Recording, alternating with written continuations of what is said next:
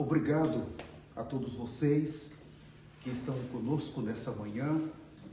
Muito obrigado a todos vocês. Eu não esperava essa quantidade de pessoas. Obrigado de verdade. Nós estamos aqui no estado de Massachusetts e é com grande temor que estamos iniciando essa segunda sessão. E eu gostaria de ler com vocês já em Atos capítulo 2, a partir do versículo 24. Eu sinto de tratar desse tema rapidamente. A nossa comunhão, ela vai ser rápida, tá? Ela não vai passar talvez de 30 minutos, mas nós queremos que vocês agarrem esse conteúdo. Atos capítulo 2, o versículo 24. É bom estarmos claros que o tempo final, é bom estarmos claros que o destino da humanidade está sendo decidido agora. Todos os seres humanos precisam sair dessa terra. Então, quando o arrebatamento acontecer, vai faltar mais 1007 anos até a Nova Jerusalém. São 7 anos da última semana de Daniel, onde vai ter os juízos de Deus e do Cordeiro, com os 2 profetas, Elias e Moisés, naquele período de 3 anos e meio, falando e ajudando os judeus ali. E depois os 1000 anos na terra, o reino de Deus, o trono branco e depois o lago de fogo e enxofre aqui, e a vida eterna, a Nova Jerusalém. Isso quer dizer que o destino da humanidade está sendo decidido agora. Aonde nós queremos passar nossa eternidade? Vale a pena nos agarrarmos agora, enquanto há tempo. A palavra em Hebreus fala: agarremos com mais firmeza as verdades que estão sendo apresentadas agora. Quando se fala de uma porta estreita, o evangelho vem pesado, a mensagem é pesada, porque trata da nossa eternidade. Não vai tratar do nosso bem-estar nessa terra. Vocês sabem que depois do coronavírus, a terra nunca mais foi a mesma. O Senhor está desmantelando a vida na terra. Cada dia a terra está ficando um lugar menos agradável para viver, para criar nossos filhos, para trabalhar. Deus, até o arrebatamento, Ele vai mexer com o conforto da humanidade. Ele vai mexer com o bem-estar da humanidade. Vocês sabem que os mísseis russos estão apontados para nossa cabeça nesse momento. São mísseis hipersônicos que os nossos sistemas de defesa aqui nos Estados Unidos, Patriot, não tem capacidade de detê-los. Não tem como detectá-los, os nossos satélites. Eles podem alcançar solo americano em 2 minutos. Quando eles são nossos vizinhos, eles estão muito próximos de nós, os russos. E se tiverem um submarino nuclear, talvez nem 2 minutos precisem para alcançar solo americano. Nós podemos estar aqui nessa reunião em Massachusetts e ainda enquanto estamos aqui, pode cair um míssil e terminar nossa história na Terra. Deus, Ele preparou essa guerra entre a Rússia e a Ucrânia. Mas foi Deus que preparou? Sim. Ele disse em Mateus 24 que haveria guerras, nações contra nações. Ele determinou isso. Nós aprendemos com o evangelho barato a culpar Satanás em tudo. Quando você culpa Satanás, você tira o juízo de Deus. Então nós exaltamos a Satanás de tal maneira no meio do cristianismo que nós anulamos Deus. É como quando, vamos dizer, teve um terremoto no Haiti ou no Chile ou Nepal, ou o terremoto do Japão, ou no México, nós falamos, puxa, foi Satanás que fez isso. Então, nesse momento, nós anulamos o juízo de Deus. Deus está chamando essas nações a um arrependimento. Amém. É Deus que está fazendo. Ele disse que desmantelaria. Quando Neemias estava na terra, ou quando Jeremias ou Isaías, quando eles profetizavam juízo, era Satanás que fazia? Não, era Deus que fazia. Deus usava o profeta, ele profetizava um juízo e Deus esperava arrependimento. Então essa guerra na Rússia, isso foi profetizado em Mateus 24, teria que ocorrer. Agora, essa guerra começou entre a Rússia e a Ucrânia, a Rússia anexando o território da Ucrânia, e agora ela vai se tornar uma guerra nuclear. Ela vai alcançar a Europa e os Estados Unidos. Ela vai agora desenrolar, ela não vai terminar. Não vai. Nesse momento, de acordo com o cenário mundial, os russos precisam agora de uma guerra atômica. Porque eles já não conseguem vender mais os produtos. Eles já não conseguem vender o seu gás, mais nada. Todo o planeta agora, talvez com exceção de alguns países, a China ou a própria Coreia do Norte, ou talvez o próprio Irã, eles vão comprar, mas isso não dá um impacto. A Rússia não tem como sobreviver. Todos já estão proibidos de comprar os seus produtos e de vender para eles. Eles vão precisar de uma guerra nuclear. Eles precisam. E os Estados Unidos, vocês sabem, que por muitas décadas liderou mundialmente. Hoje o Senhor permitiu eles não terem a capacidade nuclear, não terem a capacidade de defesa para suportar impactos que vêm da Rússia. Eles têm armas que o ser humano não conhece. E Deus permitiu para nos subjugar. Entendam, por favor, o anticristo ele vai se manifestar com o seu reino a partir da Europa. Mas para um império se manifestar, o outro império chamado Estados Unidos tem que ir. Nunca houve dois impérios na Terra. Então, nossos dias estão contados. O juízo de Deus está vindo. Nós somos uma nação pecaminosa. Nós aprovamos o aborto. Os púlpitos foram corrompidos, o sacerdócio foi corrompido, nós trouxemos para essa nação pecados, o governo se corrompeu, as leis foram mudadas para beneficiar toda a promiscuidade. É necessário, o Senhor ele tem direito de julgar, o Senhor pode julgar e ele fará. Então, por favor, não se considerem que as coisas estão boas para nós. Não fique buscando as coisas mais dessa terra. Não perca um dia da sua vida preocupado com as coisas dessa terra, porque isso vai fazer falta para você. A qualquer momento, os Estados Unidos será borrado do mapa. A qualquer momento. Não brinquem com isso. Não brinque. Mas o botão dos mísseis nucleares, eles não estão nas mãos do presidente Vladimir Putin. Estão nas mãos de Deus. Não é ele, irmãos, que vai apertar, mas é Deus que faz isso. É Deus que move isso. É Deus que determinou isso. Deus vai trazer o tempo do fim. É triste quando um terremoto acontece, aí se levanta vários cientistas para determinar com precisão, olha, aconteceu isso, a placa tectônica A, ela se moveu junto com a B, ele vai tentar explicar cientificamente, mas ele nunca vai falar na televisão. Foi Deus que está jogando. Esse terremoto veio da parte de Deus. Os cientistas sempre vão trazer uma explicação lógica e eles tiram Deus da história. Eles tiram o juízo de Deus. Mas saiba, Deus está julgando. Deus está irado. Alguém fala para você, não, Jesus é bom, Jesus é maravilhoso, Jesus vai me dar bênção, Jesus vai me carregar.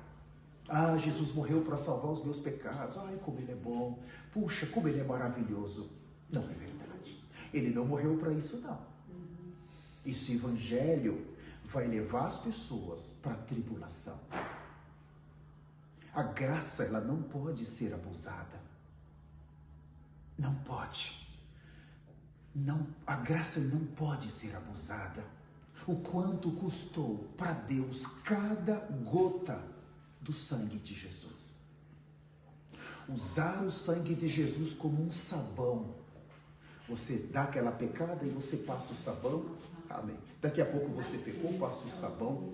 Há um preço por isso. O abuso da graça vai ter juízo eterno.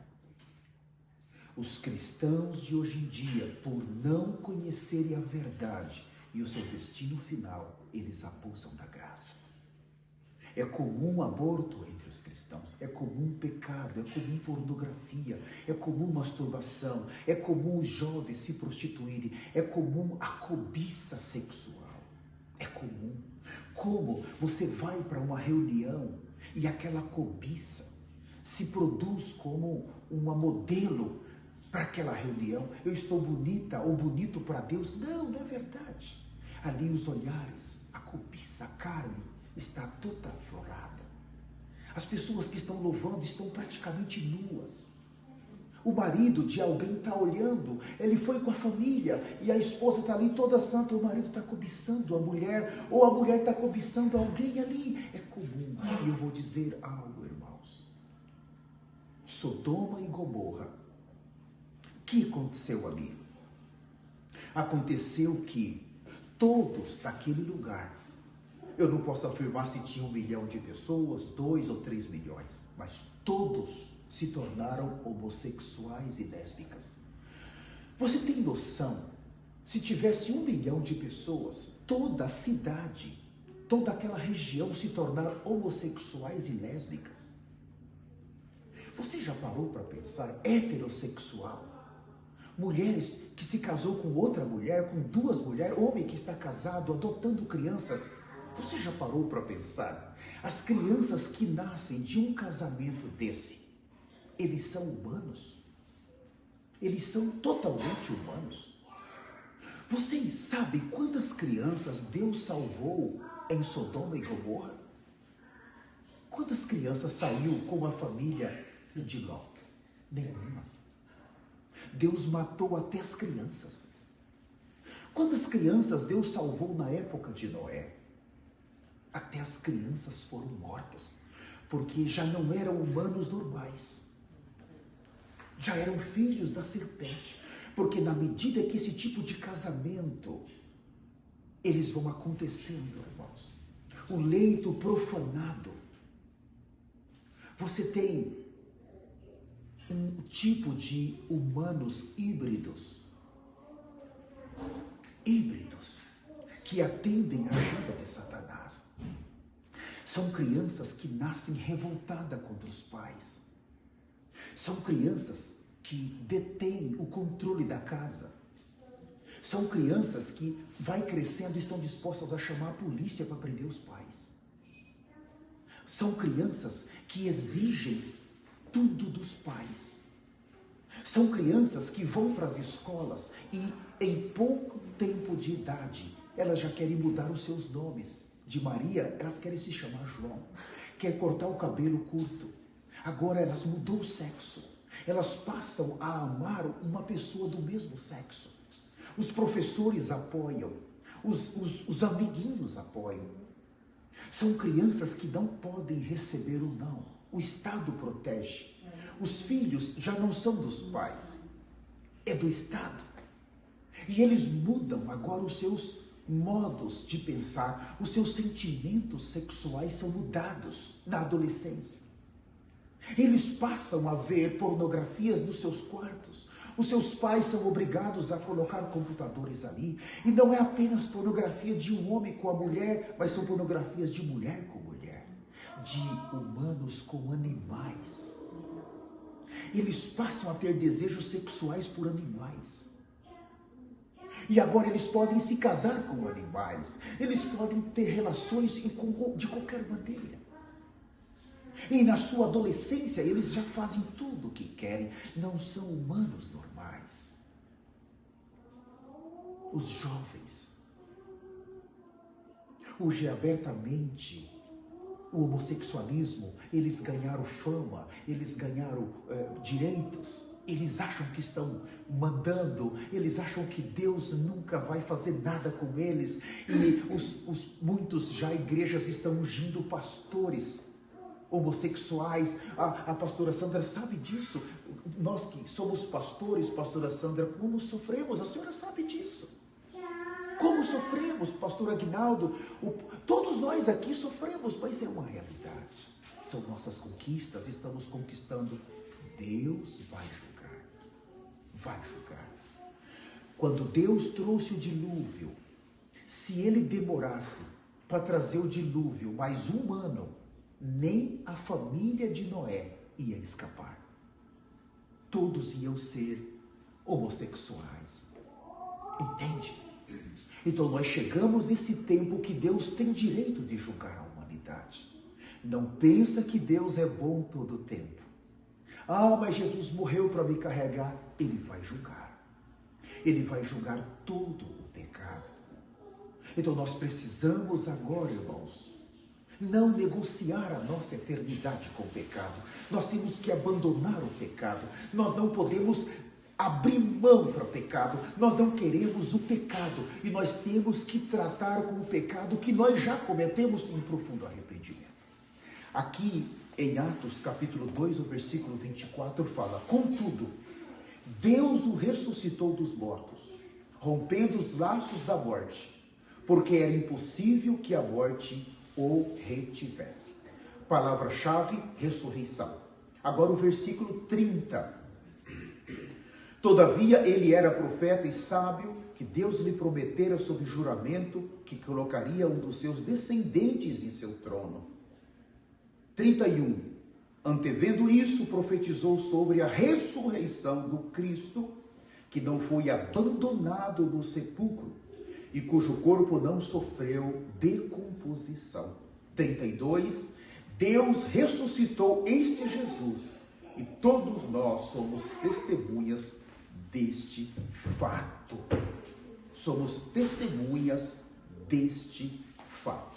Agora Atos capítulo 3, por favor. Atos 3, o versículo 15.